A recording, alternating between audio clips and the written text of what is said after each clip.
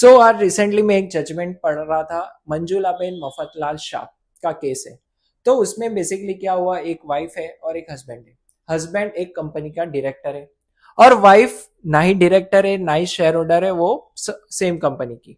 But company ने एक default किया, इनकम टैक्स ड्यू नहीं पे किए।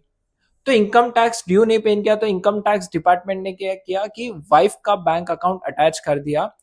इरिस्पेक्टिव वो शेयर होल्डर नहीं है, वो डायरेक्टर नहीं है, बट उनके हस्बैंड डायरेक्टर है। तो जो वाइफ जो शेयर होल्डर नहीं है, डायरेक्टर नहीं है, तो उनके personal bank account income tax department attach कर सकते हैं, फ्रीज कर सकते हैं कि नहीं कहते, ये इशू आया। So basically myself CA Parag Jain, ये इश्यूज तो रेज हुआ, इसके कंक्लूजन क्या है।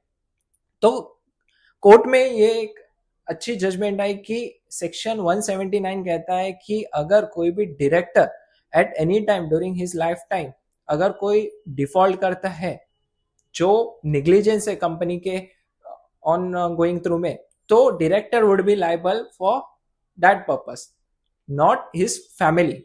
तो ये सेक्शन में फैमिली वर्ड यूज नहीं किया सेक्शन 179 में। तो वाइफ इरिस्पेक्टिव वो शेयर होल्डर नहीं है, डायरेक्टर नहीं है, तो उनके जो भी पर्सनल अकाउंट्स है, पर्सनल बैंक अकाउंट्स हो, एफडीज हो, वो अटैच नहीं कर सकते हैं इनकम टैक्स डिपार्टमेंट में। इन केस अगर आपके साथ भी ऐसा हुआ तो ये एक केस लॉ आप शेयर कर सकते हैं मंजुला बेन मफतलाल शाह आपके केस में। और आप हमारे चैनल्स को फॉलो कीजिए फॉर इंटरेस्टिंग केस लॉस को अपडेट्स करने के लिए।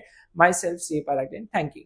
फिर मिलेंगे with new concept and cases के साथ। अभी के लिए आप चैनल्स को नोटिफाई कीजिए। Thank you.